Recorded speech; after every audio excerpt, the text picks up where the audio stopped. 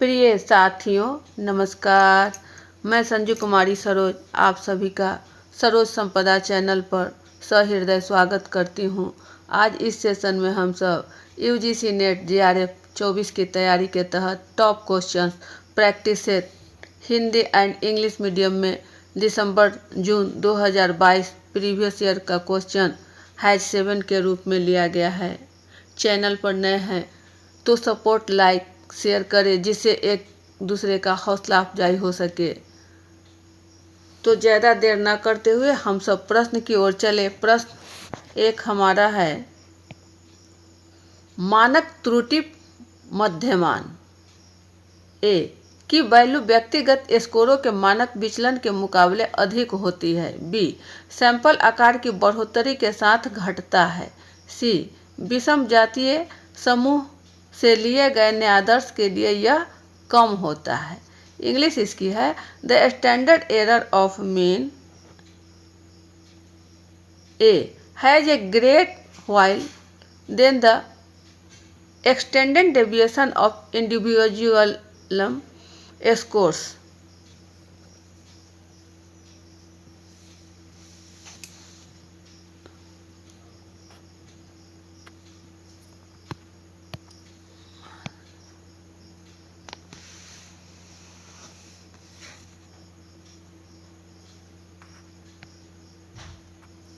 B है decrease with the increase sample size. C is less for the sample drawn from heterogeneous group. ABCD में option का चयन करना है। प्रश्न है कि मानक त्रुटि मध्यमान standard error of mean SEM standard error of mean यह जो है आपको उस नमूने को जो किसी संस्था के मानक विचलन की उसकी मानक त्रुटि होती है। यहाँ मध्य के विचलनों के वर्ग का औसत निकालने पर जो माध्य की मानक त्रुटि कहलाता है। मानक त्रुटि की गणना मानक विचलन को स्टैंडर्ड डेविएशन मानक विचलन को नमूना आकार के वर्गमूल से विभाजित किया जाता है। यह नमूना माध्य के नमूना से नमूना परिवर्तनशील को भी शामिल करके नमूना माध्य की शुद्धता देता है। माध्य अथवा माध्यिका मीन और मीडियन मानों से प्रेक्षण का विचरण मापा जाता है। मानक विचलन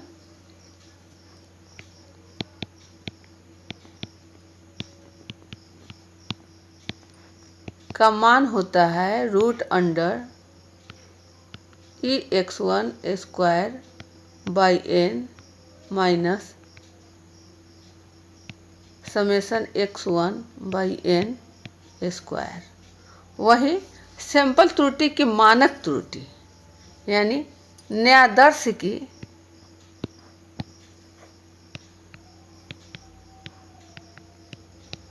मानक त्रुटि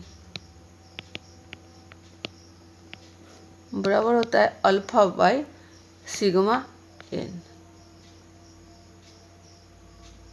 alpha by √n।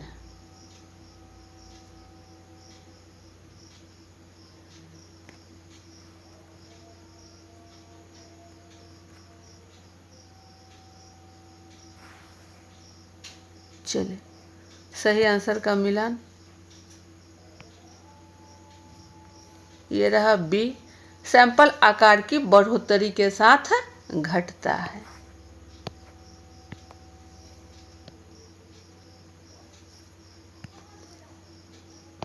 Next question 2 पर है, भारत में अध्यापक शिक्षा के लिए राष्ट्रीय पाठ्यक्रम प्रारूप 2009 तैयार किया गया था? ए. भारतीय राष्ट्रीय पाठ्यक्रम समिति द्वारा, बी. राष्ट्रीय अध्यापक शिक्षा परिषद द्वारा, सी. राष्ट्रीय शैक्षिक अनुसंधान और प्रशिक्षण परिषद, डी. राष्ट्रीय अध्यापक शिक्षा परिषद द्वारा। इंग्लिश इसकी है, in India the national curriculum framework for teacher education 2009 was prepared by A. National curriculum committee of India, B. National commission for teacher education, C. National council of educational research and training, D. National council for teacher education. इसमें सही विकल्प का चयन करना है ABCD में। 2009 में NCFTE national curriculum of framework of teacher education NCFTE 2009 में यह एक व्यावसायिक कार्यक्रम के अंतर्गत कॉमर्शियल सरकार द्वारा जो शिक्षक की व्यवसाय का रूपरेखा तैयार करने के लिए यह करिकुलम तैयार किया गया था। इसमें जो इसका उद्देश्य रहा वह अध्यापक शिक्षा संस्थान इंस्टीट्यूशन वह सिर्फ अनुसंधान हेतु नहीं बल्कि पाठ्यक्रम एवं शिक्षण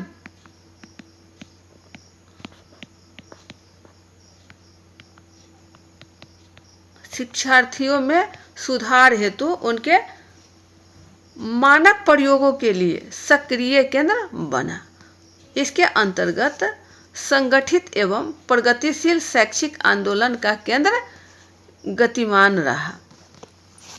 यहाँ नेशनल एजुकेशन पॉलिसी भारतीय राष्ट्रीय पाठ्यक्रम समिति के तहत 4 राष्ट्रीय पाठ्यक्रम की रूपरेखा विकसित की गई, जिसमें स्कूली शिक्षा के लिए राष्ट्रीय पाठ्यक्रम, छोटे बच्चों की देखभाल के लिए, शिक्षा के लिए एवं प्रौढ़ शिक्षा रूपरेखा तैयार किया गया था। वही NCTE नकटे NCTE जो आपको 1995 में स्थापित किया गया, यह भारतीय सरकार का वैधानिक निकाय है जो औपचारिक रूप से शिक्षा के मानक प्रक्रियाओं एवं उसकी देखरेख करता है। 2009 में जो तैयार किया गया राष्ट्रीय पाठ्यक्रम प्रारूप हुआ राष्ट्रीय अध्यापक शिक्षा परिषद द्वारा NCTE के तहत, NCTE 1995, ऑप्शन डी। ये रहा हमारा सही आंसर।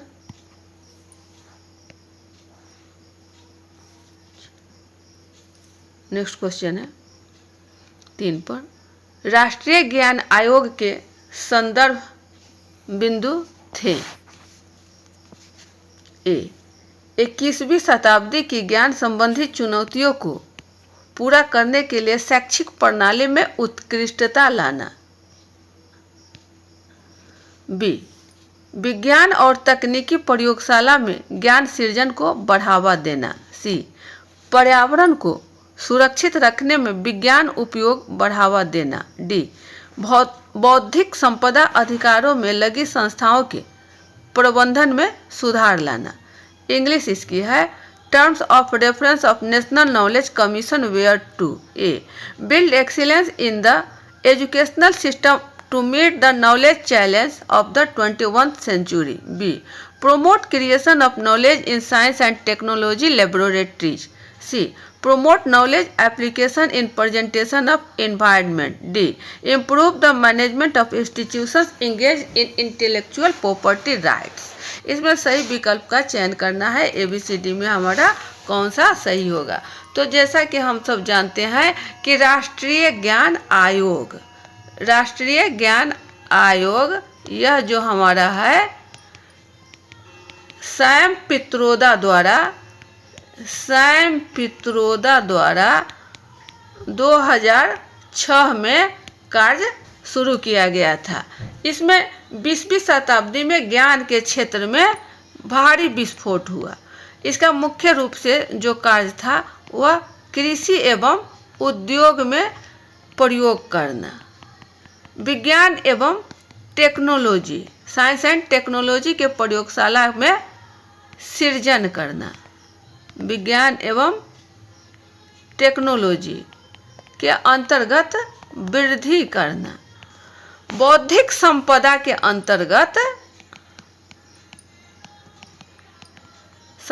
अंतर्गत ज्ञान के संबंध में निर्माण करना और 21वीं शताब्दी की जो चुनौतियां सामने में था उसे नवीन ज्ञान के रूप में निर्माण करना। यहाँ उद्योग में आपको 5000 नोड्स को जोड़ने के लिए राष्ट्रीय ज्ञान का निर्माण किया गया था। इस प्रकार हमारा सही विकल्प 21वीं शताब्दी की ज्ञान संबंधी चुनौतियों को पूरा करने के लिए शैक्षिक प्रणाली में उत्कृष्टता लाना, उसके बाद विज्ञान और तकनीकी प्रयोगशाला में ज्ञान सृजन को बढ़ावा देना, पर्यावरण को सुरक्षित रखने में विज्ञान उपयोग बढ़ावा देना, यह बातें नहीं थी। यानी सी नहीं है आपको, ए, बी और डी। बौद्धिक संपदा अधिकारों में लगी संस्थाओं के प्रबंधन में सुधार लाना, ए, बी और डी, जो ऑप्शन आपको बी की ओर है। ये रहा हमारा सही आंसर का मिलान, ऑप्शन बी। चलिए नेक्स्ट क्वेश्चन 4 की ओर पर है। राज्य शैक्षिक अनुसंधान एवं प्रशिक्षण परिषद के मुख्य कार्य हैं। ए, 4 वर्ष की अवधि का समेकित अध्यापक शिक्षक कार्यक्रम का डिजाइन एवं विकास। बी, शिक्षकों के लिए प्रोफेशनल एथिक्स की संहिता तैयार करना। सी, पाठ्यक्रम, पाठ्यपुस्तक, प्रशिक्षण, अनुसंधान एवं नवाचार का विकास। डी, अध्यापक शिक्षा संस्थाओं का प्रत्यायन एवं उनकी निगरानी। इंग्लिश इसकी है, broad functions of the state council of educational research and training are. A, design and development of integrated teacher education programme of 4 year duration. B, preparation of code of professional ethics for teachers. C, development of curriculum, text books, training, research and innovation. D, accreditation of teacher education institution and their monitoring.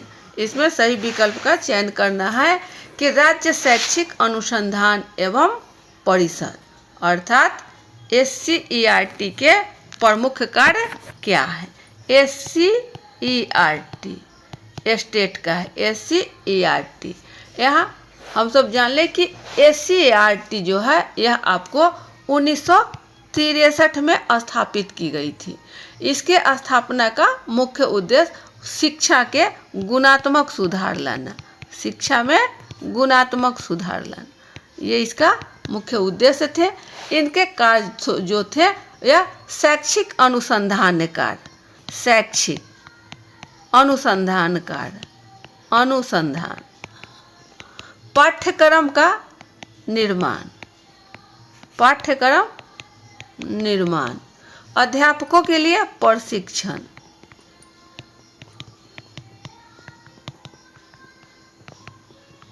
शैक्षिक प्रसार का सेवा, शैक्षिक प्रसार सेवा कार्यक्रम आयोजित करना, शिक्षक को विषय अध्यापक के रूप में सामग्री का निर्माण करना, शिक्षक संस्थान का मार्गदर्शन,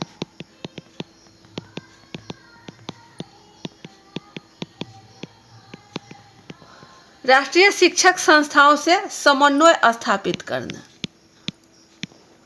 विशिष्ट शिक्षा के लिए कार्यक्रम को लागू करना एवं NCERT के शैक्षिक कार्यक्रमों में राज्य को में लागू करना। जो NCERT द्वारा लिया जाता है निर्णय, उनको स्टेट में इसे लागू किया जाना। इस प्रकार हमारा सही विकल्प है पाठ्यक्रम, पाठ्यपुस्तक, प्रशिक्षण, अनुसंधान एवं नवाचार का विकास, development of curriculum, text books, training, research and innovation option C की ओर। ये रहा हमारा सही विकल्प ऑप्शन सी।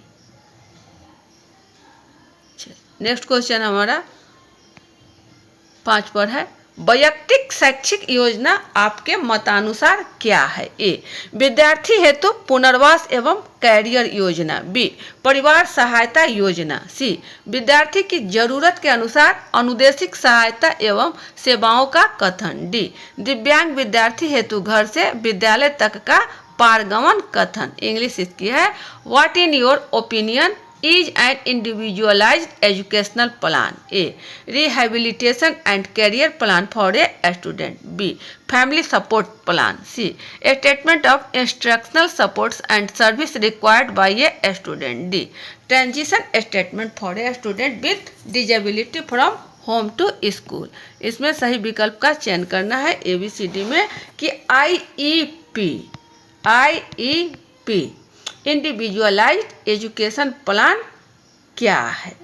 तो यहाँ आपका यह जो है शिक्षार्थी के ज़रूरत के अनुसार उन्हें विभिन्न प्रकार की सहायता एवं सेवा प्रदान करना, सहायता एवं सेवा प्रदान करना। जो छात्र व्यक्तिगत रूप से शिक्षा कार्यक्रम के अंतर्गत जो योजना है अपने माता पिता से निवेश के साथ विद्यालय की विशेष शिक्षा सभा द्वारा एक लिखित कार्यक्रम है, एक यह लिखित प्रोग्राम है और इसमें शैक्षणिक लक्ष्यों एवं लक्ष्यों को प्राप्त करने के लिए शैक्षणिक लक्ष्यों एवं विधि को यह निर्दिष्ट करती है। शैक्षणिक IEP यह जो है बच्चों के माता पिता एवं जिला कर्मियों की एक टीम के माध्यम से बनाया जाता है, जो एक समूह के रूप में कार्य करता है। बच्चों की ज़रूरतों के अनुसार जो सहायता होती है उसे मुहैया कराया जाता है। इस प्रकार हमारा ऑप्शन विद्यार्थी की ज़रूरत के अनुसार अनुदेशिक सहायता एवं सेवाओं का कथन, statement of instructional supports and service required by a student, option C हमारा सही है। ये रहा सही आंसर का मिलान। नेक्स्ट क्वेश्चन 6 पर है, एंड्रागोजी में वयस्कों का सीखना इसका कार्य क्षेत्र के भीतर है। बी, शिक्षार्थी स्वतंत्र होते हैं और सीखने में स्वयं दिशा तय करने का प्रयास करते हैं। सी, अध्यापक निर्णय लेता है कि क्या, किस प्रकार से और कब किस चीज को सीखा जाना है। डी, प्रेरणा आत्मसम्मान, विश्वास और मान्यता से उत्पन्न होती है जो सफल कार्य निष्पादन से आती है। इंग्लिश इसकी है, इन एंड्रागोगी A, learning of adults is there within its scope. B, learners are independent and strive for direction in learning. C, teacher decides what, how and when anything is to be learned. D, motivation stems from self-esteem, confidence and recognition that comes from successful for performance. ये ABCD में 4 आपको कथन दिए गए हैं, कोई 3 कथन का चयन करना है कि एंड्रागोगी जो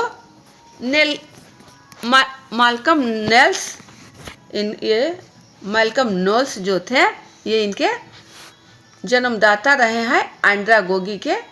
और इसमें जो है वयस्क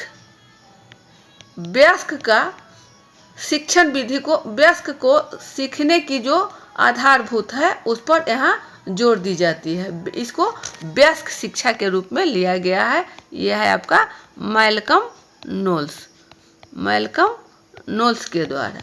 यहाँ जरूरत के अनुसार जो वयस्क होते हैं उन्हें सीखने की वजह बताई जाती है। सीखना यह एक गतिविधि के लिए आधार प्रदान करता है। इसमें यहाँ स्वयं संकल्पना के द्वारा ही शिक्षा पर निर्णय वयस्कों के लिए जिम्मेदार बनाया जाता है, क्योंकि वह ले सकता है अपना निर्णय, उन्हें थोपा नहीं जा सकता है। वयस्कों को विषय के सीखने में अधिक रुचि होती है और उसी के आधार पर उन्हें जो कठिनाइयों का सामना होता है उसे तत्काल प्रासंगिक रूप में समाधान किया जाता है। यहाँ विभिन्न प्रकार के प्रतिक्रियाएं वयस्कों द्वारा ली जाती है कि उन्हें क्या दिक्कत होती है। यहाँ रटने की बातें नहीं होती है बल्कि उन्हें ज्ञान के संश्लेषण पर जोर दिया जाता है ताकि वह विषय वस्तु को समझ सके। यहाँ रटना नहीं है, ज्ञान के संश्लेषण की महत्ता को दी जाती है। इस प्रकार हमारा सही विकल्प है वयस्कों का सीखना इसके कार्यक्षेत्र के भीतर है। यह कथन आपका सही है। शिक्षार्थी स्वतंत्र होते हैं और सीखने में स्वयं दिशा तय करने का प्रयास करते हैं चूंकि वह वयस्क होते हैं। यह भी कथन आपका सही है। सी है अध्यापक निर्णय लेता है कि क्या, किस प्रकार से और कब किस चीज को सीखा जाना है। यह सीधी सी बात है कि अध्यापक द्वारा कुछ भी नहीं किया जाता है। अध्यापक सिर्फ प्रस्तुति करते हैं वह, लेकिन जो सीखने की बातें है, जो निर्णय होता है वह शिक्षार्थी द्वारा चूंकि वे वयस्क होते हैं। प्रेरणा, आत्मसम्मान और विश्वास मान्यता से उत्पन्न होती है जो सफल कार्य से निष्पादन आती है। यह भी कथन आपका सही है। इस प्रकार ए, बी और डी हमारा सही है जो ऑप्शन बी की ओर है। ऑप्शन बी ये रहा सही आंसर। A, B and D only. Next question है 7 की ओर। निम्नलिखित भारतीय दर्शन शास्त्रियों को उनके जन्म वर्ष के कालक्रम में व्यवस्थित करें। ए, अरविंदो घोष, बी, स्वामी विवेकानंद, सी, जय कृष्ण मूर्ति, डी, रविंद्रनाथ टैगोर। इंग्लिश इसकी है arrange the following Indian philosophers in chronological order of their year of birth. इसमें उनके जन्म वर्ष का अकॉर्डिंगली लेना है कि किसके पहले कौन आया, कालक्रम में सजाना है। तो हम सब जानते हैं कि रविंद्रनाथ टैगोर जी का जन्म जो है यह आपको 1861 में हुआ। 1861 में रविंद्रनाथ टैगोर। स्वामी विवेकानंद ये है आपको 1863 में। वही अरविंदो घोष 1872 है और जे कृष्णमूर्ति ये आपको 1895 में है। सभी का जन्म वर्ष की शताब्दी जो है सेम है लेकिन वर्ष जो है अलग है। तो सबसे पहले 1861 आपका है रविंद्रनाथ टैगोर जो ऑप्शन स्टेटमेंट डी में है। तो डी है तो ए हमारा कैंसिल हो गया। अब डी के बाद क्या देखना है, 61 के बाद आपका यहाँ 63 आता है जो बी की ओर संकेत है। बी यानी स्वामी विवेकानंद। तो डी बी अर्थात हमारा ऑप्शन सी सही की ओर है। डी बी ए सी। ए 72 और सी 95। डी बी ए सी सही आंसर का मिलान कर लिया जाए। ये रहा हमारा सही ऑप्शन सी, डी बी ए सी। तो ये थे आपके कुछ महत्वपूर्ण चुनिंदा प्रश्न जो परीक्षोपयोगी एवं बहुपयोगी है। इसको नज़रअंदाज न कर करके आत्मसात करना है और 2024 को परीक्षा के लिए विशेष रूप से इस पर ध्यान देने की आवश्यकता है। सेशन पर नए हैं तो सपोर्ट, लाइक, शेयर करें जिससे एक दूसरे का हौसला अफजाई हो सके। सेशन को यहीं बाइंड अप किया जा रहा है। अगले सेशन में पुनः हम सब अच्छे प्रश्नों को लेकर उपस्थित होंगे। तब तक के लिए जय हिंद, वंदे मातरम।